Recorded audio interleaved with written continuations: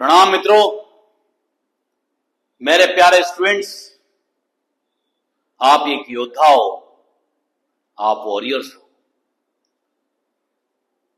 आज हम लोग हीट चैप्टर लेके आए हैं आईसीएसई बोर्ड 9th स्टैंडर्ड, और यही हीट चैप्टर आप 11th के लिए भी प्रिपेयर कर सकते हो और सीबीएसई बोर्ड के लिए भी यूजफुल है।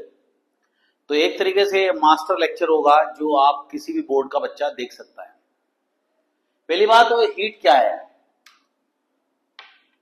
हीट, आप देखिए, हीट आप जब घर से बाहर निकलते हैं, when you face direct sunlight you feel hotness, गर्मी लगने लगती है। और ज्यादा धूप हो तो चटका भी बैठता है हाथ के ऊपर, क्योंकि धूप के अंदर इंफ्रारेड रेडिएशंस होते हैं जो टकराने के बाद हीटिंग इफेक्ट देते हैं। हाथ को रब करते ठंडी के सीजन में, तब भी वो गर्मी महसूस होती है। तो ये भी एक प्रकार से फ्रिक्शन के कारण हीट जनरेट होती है, जिसको अपन बोल सकते हैं mechanical work done into heat. तो हीट एक एनर्जी होती है, it is a form of energy which produces sensation of hotness. जो गर्म का एहसास करा दे वो हीट कहलाती है। हीट किसी बॉडी के अंदर कितनी है ये उसके इंटरनल एनर्जी पर डिपेंड करता है। इंटरनल एनर्जी क्या होती है?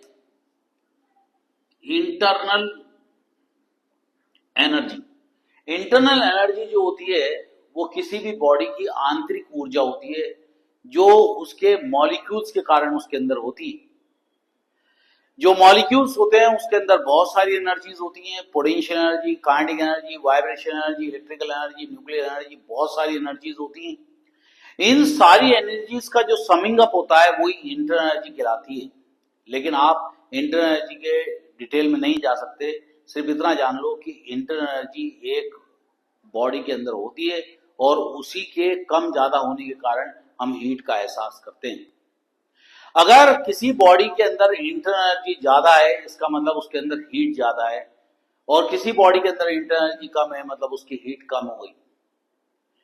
तो heat is a measure of kinetic energy of the molecules. Molecule की अगर काइनेटिक एनर्जी ज्यादा है तो उस बॉडी के अंदर हीट ज्यादा है। दूसरी बात आप बोल सकते हैं कि हीट जो होती है वो जूल में देखी जाती है। ऐसा यूनिट क्या होती है हीट की? जूल होती है। तो 1 जूल इज इक्वल टू 10⁷ अर्ग होता है। अर्ग क्या होता है? CGS सिस्टम होता है, और ये क्या होता है? MKS सिस्टम का एडवांस फॉर्म होता है, जिसको बोलते हैं सिस्टम इंटरनेशनल SI सिस्टम। तो हीट जूल में देखी जाती है क्योंकि हीट वर्क डन का एक फॉर्म होती है। वर्क डन की यूनिट जूल होती है, उसी तरह से हीट की एनर्जी भी यूनिट जूल होती है। आप काइनेटिक एनर्जी ले लो, पोटेंशियल एनर्जी ले लो, कोई सी भी एनर्जी ले लो, आपकी यूनिट क्या रहेगी? जूल। अगर मान लो किसी ने दिया हुआ है 5 किलो जूल दिया हुआ है, तो आप उसको 5000 जूल कर दो। ओके, इसका मतलब 1000 आपको मल्टीप्लाई करना पड़ेगा, तब आपका किलो जूल काय में कन्वर्ट हो जाएगा? जूल में कन्वर्ट हो जाएगा। इसी तरह से आपको अगर दिया हुआ है अर्ग में दिया है तो वो 10⁻⁷ जूल हो जाएगा, या 1/1 के आगे 7 जीरो लिख दो, यानी 1/1 2 3 4 5 6 7। ये वैल्यू और ये वैल्यू सेम है। ओके, तो जैसे किसी ने बोला कि 5 अर्ग, कितना दिया हुआ है? 5 अर्ग, तो आप उसको जूल में कन्वर्ट कर सकते हो, 5 इंटू 10⁻⁷ जूल। तो जब अपन को कोई वैल्यू को बड़े से छोटे में दिखाना पड़ता है तो मल्टीप्लाई कर देते हैं, और छोटे से बड़े में दिखाना है तो डिवाइड कर देते हैं, याद रखना। तो ये हो गया आपका हीट। हीट कैसे प्रोड्यूस होती है? आप धूप में निकलते हैं तो हीट प्रोड्यूस हो जाती है, हाथ को रब करते हैं तो हीट प्रोड्यूस हो जाती है, या आपने किसी मेटल कंटेनर को गैस पर रख दिया तो उसका जो हैंडल होता है वो भी गर्म हो जाता है। इस तरह से हीट जो होती है वो हमेशा हॉटर बॉडी से कोल्डर बॉडी की तरफ मूव करती है। जैसे एक बॉडी गर्म है और एक बॉडी उसके कंपैरिजन में थोड़ी ठंडी है, उन दोनों बॉडी को अगर कनेक्ट कर दिया जाए या चिपका दिया जाए या किसी भी मेथड से उन दोनों को कनेक्ट कर दिया जाए तो हॉटर बॉडी से कोल्डर बॉडी की तरफ हीट मूव कर देगी। समझिए। एक और चीज होती है हमारी फिजिकल क्वांटिटी जिसका नाम होता है temperature. Temperature is the temperature determines where the heat should flow. Temperature ये निर्धारित कर देता है कि आपकी हीट कहां फ्लो होगी, हायर बॉडी से, हायर टेम्परेचर से लोअर टेम्परेचर। तो जिस बॉडी के अंदर हीट ज्यादा है उस बॉडी के अंदर टेम्परेचर ज्यादा है, और हायर टेम्परेचर से लोअर टेम्परेचर की तरफ हीट होती है। यानी जैसे जैसे आप टेम्परेचर बढ़ाओगे मॉलिक्यूल की काइनेटिक एनर्जी बढ़ेगी, और काइनेटिक एनर्जी बढ़ेगी तो इंटरनल एनर्जी बढ़ेगी, और इंटरनल एनर्जी बढ़ेगी तो उसकी हीट एनर्जी बढ़ेगी। तो अपन किसी भी बॉडी को हीट देते हैं बाहर से या किसी भी मेथड से हीट देते हैं तो वो बॉडी गर्म होने लगती है। आपने देखा होगा हीटर होता है, प्रेस होती है, वो भी गर्म हो जाती है, तो वहां पे इलेक्ट्रिकल एनर्जी हीट एनर्जी में कन्वर्ट हो गई। यहाँ पे फ्रिक्शन एनर्जी या मैकेनिकल एनर्जी हीट एनर्जी में कन्वर्ट हो गई। या पंप से अपन हवा भरते हैं तो पंप की जो नोजल होती है वो सब गर्म हो जाती है। ये सब चीजें हीट एनर्जी के ऊपर एग्जाम्पल्स हैं। ओके, तो हीट को किससे मेजर किया जाता है? जूल में मेजर किया जाता है। एक जूल किसके बराबर होता है? 10⁷ अर्थ के बराबर होता है। और अगर ये कोई वैल्यू के साथ दिया हुआ है, किलो जूल में दिया है तो उसको जूल में कन्वर्ट कर देना। अर्ग में दिया है तो 10⁻⁷ मल्टीप्लाई कर देना, जूल में कन्वर्ट हो जाएगा। तो जूल क्या होती है? ऐसा यूनिट होती है। इसी तरह से इसकी एक और यूनिट होती है कैलोरी। आपकी हीट काय में रहेगी? कैलोरी में रहेगी। तो कैलोरी को भी अपन देख लेते हैं। जो कैलोरी रहती है वो एक कैलोरी में 4.18 यानी 4.2 जूल होता है। अगर किसी ने पूछ लिया कि 5 कैलोरी में कितना जूल होगा तो 5 इंटू मल्टीप्लाई कर देना 4.2। लेकिन अगर उल्टा पूछ लिया कि 2 जूल में कितना कैलोरी होगा, समझिए, तो हमने तुम्हें बताया कि उसको हमेशा डिवाइड कर देंगे। तो क्या करेंगे? 2/4.12 ये जूल में कन्वर्ट हो गया। तो जब आपको जूल में दिया है, कैलोरी में पूछा है तो डिवाइड कर देना, और कैलोरी में दिया है, जूल में पूछा है तो मल्टीप्लाई कर देना। 2 किलो कैलोरी दिया है तो क्या करोगे? 2 किलो कैलोरी दिया है तो क्या करोगे? आप 2000 कैलोरी लिख दोगे। क्या करोगे? 2000 कैलोरी। तो हीट जो होती है उसकी यूनिट जूल होती है, और एक और यूनिट होती है उसकी कैलोरी। और कैलोरी को जूल में कन्वर्ट करने के लिए आपको 4.2 मल्टीप्लाई करना पड़ेगा, और अगर उल्टा पूछ लिया तो आपको डिवाइड करना पड़ेगा। अब टेम्परेचर का एक रिलेशन बता के मैं दूसरे थोड़ा ब्रेक दूंगा आपको, फिर आपको सेकंड लेक्चर में आपको टॉपिक मिलेगा, क्योंकि छोटे छोटे वीडियो बनाना चाह रहा हूं मैं। टेम्परेचर की यूनिट केल्विन होती है। क्या होती है? केल्विन। समझ गए? टेम्परेचर की यूनिट केल्विन होती है। ऐसा यूनिट क्या होती है? केल्विन। वैसे ऐसा यूनिट केल्विन होती है इसकी। अच्छा, एक टॉपिक होता है एब्सोल्यूट जीरो। समझिए, एब्सोल्यूट जीरो यानी कि 0 डिग्री केल्विन। 0 डिग्री केल्विन को एब्सोल्यूट जीरो बोलते हैं, या आप बोल सकते हो -273 डिग्री सेल्सियस।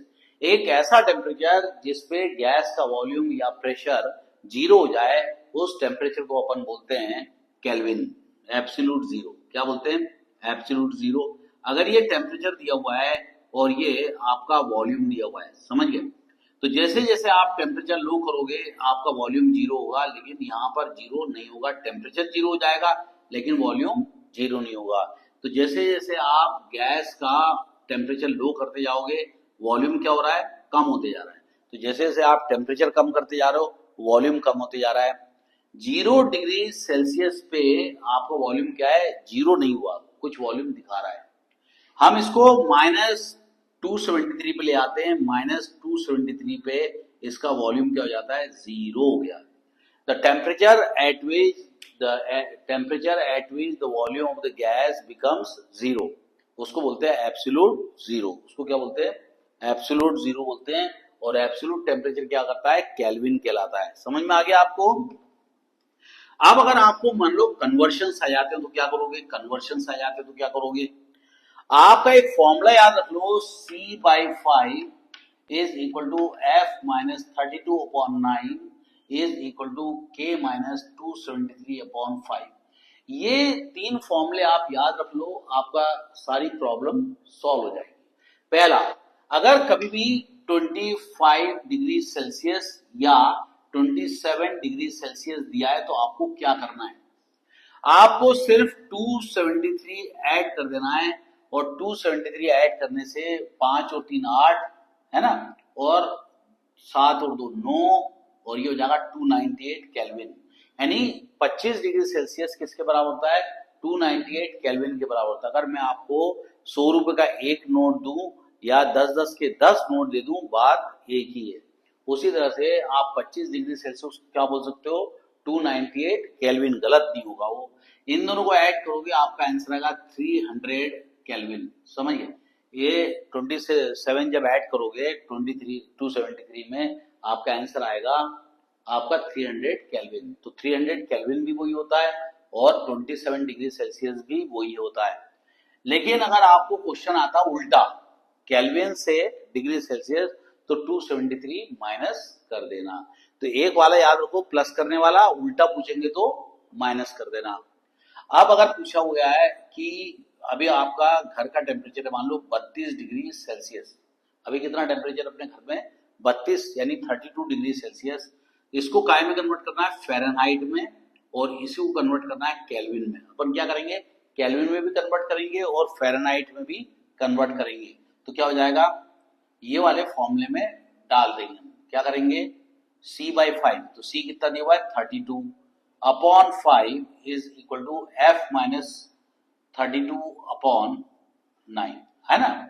हम लोग क्या करेंगे, इसको आप चाहो तो इसको क्रॉस मल्टीप्लाई कर दो और इसको इसके साथ क्रॉस मल्टीप्लाई कर दो, तो ये हो जाएगा 9 into 32 is equal to 5F, है ना। 5 इंटू F क्या हो जाएगा 5F, माइनस 32 इंटू 5 क्या हो जाएगा 5 इंटू 32। कभी भी याद रखना मैथ्स में अगर 2 लिखा हुआ है, ब्रैकेट में लिखा है x प्लस 5, तो ये इसके साथ भी मल्टीप्लाई होता है और इसके साथ भी मल्टीप्लाई होता है।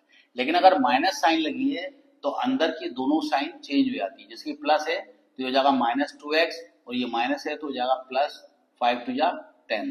तो हमेशा याद रखना ब्रैकेट के बाहर माइनस है तो अंदर की दोनों साइन चेंज कर देना।